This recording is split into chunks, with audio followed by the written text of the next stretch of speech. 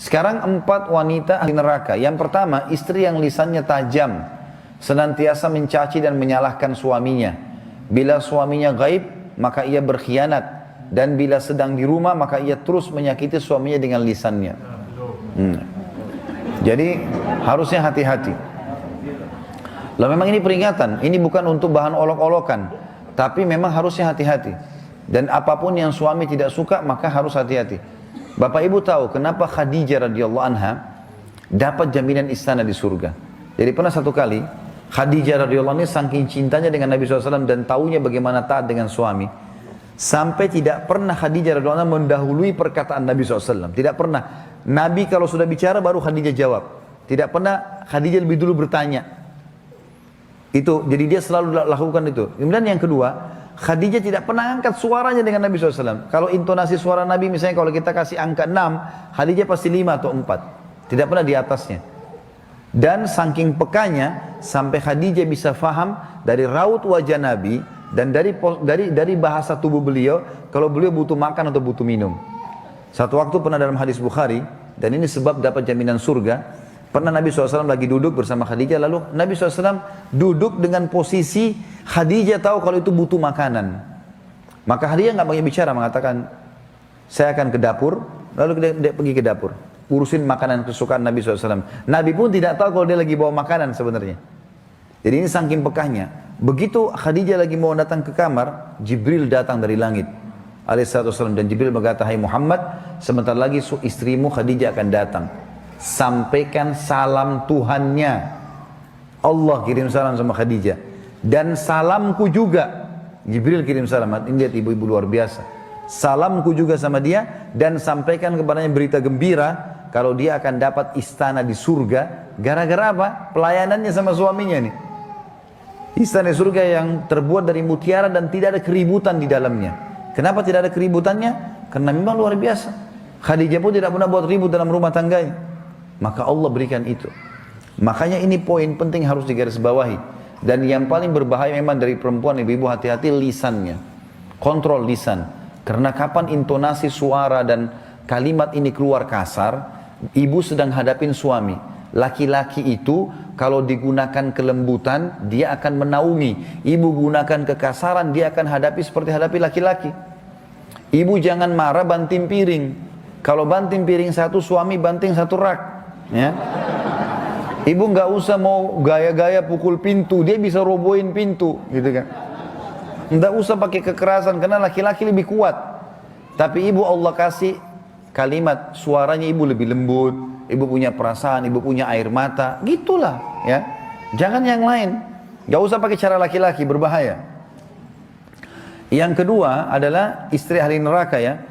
Perempuan, istri yang membebani suaminya di luar kemampuannya. Ibu tahu nggak, subhanallah, ada penelitian Bapak Ibu sekalian, banyaknya terjadi masalah, laki-laki yang koruptor, ada masalah apa segala, di belakangnya istrinya. Penelitian itu, secara global, persentasi terbesar, laki-laki yang buat kriminal dan kesalahan, di belakangnya ada istrinya. Istrinya tidak tampil di lapangan, tapi istrinya merongrong dia, sehingga dia melakukan kriminal itu. Ini tidak semua ya, tapi dominan persentase di atas 90% gara-gara itu. Subhanallah, sabda Nabi ini nggak mungkin salah. Maaf, saya minta waktu sedikit lagi ya. Yang ketiga, istri yang tidak menutup dirinya, juga auratnya dari lawan jenisnya, dan keluar rumah dengan membuka aurat. Jadi ini juga termasuk ahli neraka. Yang terakhir, yang keempat, istri yang tujuan hidupnya hanya makan, minum, tidur, yang tidak punya keinginan untuk mendirikan sholat, mentaati Allah, Rasulnya, dan juga suaminya. Jadi misalnya sibuk di depan TV, suaminya datang, mana makanan? Tuh di meja makan. Sholat, sebentar aja sholatnya. Gara-gara sinetronnya, gara-gara filmnya, gitu kan. Maka ini ahli neraka ini, hati-hati. Ya. Kemudian ada hadis yang lain, kata Nabi SAW, kita sudah selesai tadi 4 ahli neraka, 4 ahli surga. Hadis yang lain, tidak ada seorang istri pun yang meninggal dunia, lalu suaminya ridho kecuali ia pasti masuk surga. Ada jaminan di sini. Karakter laki-laki ibu harus kenal, saya sebutkan secara global, adalah dominan akal. Jadi kalau akal itu artinya masalah, solusi. Kemudian dia butuh dihormati kepemimpinannya. Biarkan dia mengambil keputusan, kita tinggal jawab pada saat ditanya. Jangan mendominasi. Mendominasi akan bentrok dengan karakter laki-laki. Tidak bisa sejalan nanti. Kemudian kalau mau memperbaiki, suami atau laki-laki tidak suka dihardik. Ya, tidak suka dihardik. Kamu salah, kamu begini, kamu begitu. Itu tidak bisa. Akan bentrok. Walaupun dia salah, dia akan menyerang. Itu karakter. Sama tidak suka digurui. Ya. Kemudian sebaliknya, suami suka diterima kasih. Ya. Ibu harus ucapkan itu. Kemudian juga dia suka diterima keputusannya, walaupun keputusan itu sederhana. Ya. Kata Nabi SAW dalam hadis yang lain, Allah tidak akan melihat seorang istri yang tidak berterima kasih pada suaminya, padahal ia butuh dengan suaminya. Allah tidak lihat, maksudnya Allah tidak akan memberikan ya kebaikan-kebaikan kepadanya. Dalam hadis yang lain juga, 3 golongan yang tidak akan diterima. Kata Nabi SAW, sholatnya, juga amalan-amalannya tidak akan dilangkat ke langit. Seorang budak yang lari dari tuannya sampai ia kembali. Yang kedua, seorang istri yang suaminya marah padanya sampai suaminya itu ridho kepadanya. Dan yang ketiga, orang mabuk sampai dia sadar. Jadi ibu biar sholat, khusyuk, baca 1 juz 1 malam, kalau suaminya nggak ridho, nggak diangkat ibadahnya ke langit, percuma. Maka ini ada hubungannya, korelasinya dengan masalah itu. Pernah ada seorang wanita berkeluh kesah di depan Aisyah radhiyallahu anha dalam hadis Bukhari. Suamiku begini, terus keluh kesah. Nabi SAW lewat. Lalu kata Nabi SAW, hati-hati dengan lisanmu. Jangan ceritakan sembarangan suamimu karena dia surgamu atau nerakamu. Aisyah juga berkata radhiyallahu anha, wahai sekalian wanita, bila kalian tahu hakikat hak suami kalian terhadap kalian, maka pasti seseorang dari kalian mengambil debu kaki suami kalian dan meletakkan pada pipinya. Juga Nabi SAW bersabda dalam hadis lain, wanita dari kalian yang menjadi penghuni surga ialah yang penuh dengan kasih sayang. Yang bila dia berbuat salah atau suaminya berbuat salah, maka dia mendatangi suaminya dan meletakkan tangan di atas tangan suaminya, seraya berkata di malam hari pada saat mau tidur, aku tidak akan tidur sampai engkau ridho kepadaku. Ya perlu ibu-ibu tahu, sebenarnya kalau laki-laki pun buat salah, pada saat ibu datang kepada suami mengatakan, kalau memang saya yang salah maafin ya, itu malah muncul naungan. Kalau ibu makin merendah maka akan muncul naungan, maka dia akan mengakui kesalahan. Ini umumnya ya. Kemudian kita bicara tinggal 2 kewajiban lagi. Tadi yang pertama ketaatan, yang kedua adalah masalah biologis. Dan ini penting sekali karena salah satu syekh di Saudi, di Mesir, menulis buku dan saya lagi bedah bukunya, diterjemahkan bahasa Indonesia, namanya Mahkota Pengantin. Beliau mengangkat penelitian sebagian ulama tentang masalah sperma laki-laki. Salah satu komposisinya itu ada api. Makanya sperma itu panas ya. Salah satu karena dia darah gitu kan, dari darah. Kemudian dia kena tergabung dengan hikmah Allah, dari menjadi dia berubah warna dan dia punya komposisi api. Jadi dia memang panas. Nah ini kalau tidak dikeluarkan maka akan berpengaruh pada emosi. Jadi kalau ibu-ibu punya suami suka marah-marah, masalahnya di situ saja.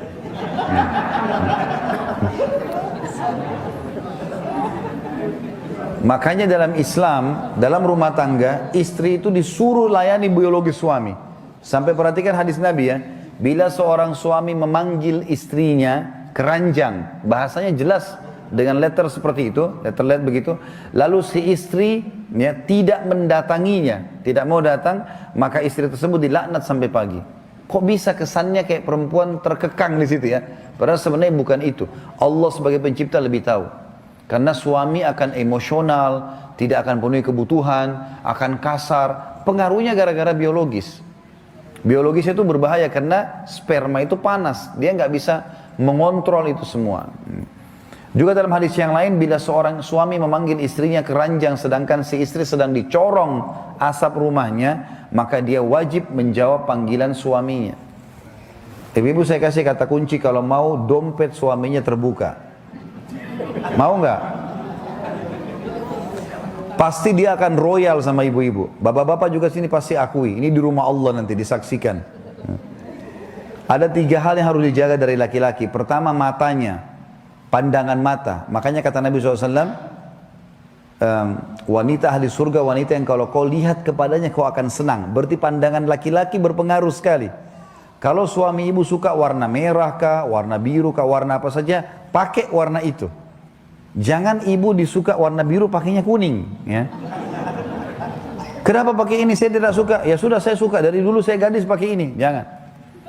Dia suka warna itu, ya warna itu. Ada pernah rumah tangga Bapak Ibu sekalian 15 tahun berjalan. 15 tahun berjalan. Itu subhanallah mau cerai. Setelah saya telusurin masalahnya apa nih, saya dilibatkan dalam masalah itu. Saya duduk empat mata sama suaminya. Ada apa sebenarnya? Tahu masalah apa? 15 tahun mau cerai. Gara-gara suaminya suka rambut panjang, istrinya suka potong rambut pendek. Saya ini kena fitnah dengan rambut panjang. Setiap saya bilang sama istri saya, jangan, tidak mau, potong pendek. Kenapa potong pendek ya? Biarin panjang, kenapa sih? Tapi seperti itulah. Ini dominasi, mata berpengaruh sekali. Warna, penataan rumah, gitu kan. Penampilan dia suka, ya sudah. Ya, yang penting itu bukan pelanggaran agama. Kalau pelanggaran agama tidak boleh. Kalau Allah haramkan tidak boleh. Kata Nabi SAW, la ta'ata li makhlukin fi ma'siyati khaliq. Tidak boleh patuh pada makhluk yang berbuat maksiat kepada sang pencipta. Yang kedua, perutnya. Apa yang bapak, suami ibu suka makanannya, misal sayur asam, misal apa, siapin selalu. Walaupun ibu lihat ini orang kok nggak bosan-bosan makan itu terus. Nggak apa-apa, biarin di depan dia ada itu. Ada sayur asam, nanti ibu mau tambah menu lain silahkan. Begitu dia duduk, nah ini favorit saya, nah bagus deh itu. Ya, nggak usah bilang kamu nggak bosan ya, jangan bilang. Yang ketiga kemaluannya, biologisnya. Kalau sudah dipenuhi tiga-tiga ini, dompetnya terbuka. Kalau dia pulang rumah berantakan, baju dia warna yang dia tidak suka, makanan dingin, mau diajak tidur tidak mau, bau lah segala macam. Terus beliin saya ini, nggak bisa. Saya mau ini, nanti aja. Nah itu rahasianya. Sudah dapat ya? Baik, banyak sekali hadis di sini Bapak Ibu sekalian, tapi saya tidak sebutkan semua.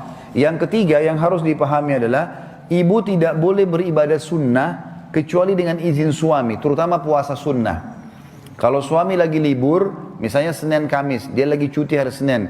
Ibu kalau mau puasa izin dulu. Saya mau puasa besok ya. Kalau diizinkan silakan, kalau enggak. Ya. Itu sesuai dengan hadis Nabi SAW. Dalam hadis tidak halal bagi seorang istri yang beriman pada Allah dan hari kemudian atau hari akhir berpuasa sementara suaminya sedang ada kecuali dengan izinnya, dan tidak boleh istri memasukkan siapapun ke rumahnya kecuali dengan izin suaminya. Ya. Jadi walaupun ibu yang punya rumah, ibu punya rumah nih, ibu beli, ibu nikah dengan seorang laki-laki, orangnya miskin, tidak punya rumah, dia tinggal di rumah ibu. Walaupun itu rumahnya ibu, setelah dia jadi suami, ibu nggak boleh masukkan sembarangan orang di rumah. Sampaikan, karena dia sekarang penaung dan pelindung di situ. Maka ini perlu digarisbawahi, tidak boleh berpuasa, terutama sunnah ya. Kata Nabi SAW dalam hadis yang lain, tidak boleh seorang wanita berpuasa sementara suaminya sedang bersamanya, kecuali dengan izinnya. Sama juga kalau bapak ibu kita kan kalau bakti sama orang tua, perhatikan perbedaan antara ketemunya haknya Allah wajib dengan hak wajibnya makhluk. Jadi misal sholat 5 waktu, kan itu wajib kita ya. Kalau ketemu itu dengan hak wajibnya makhluk, misalnya bakti sama orang tua.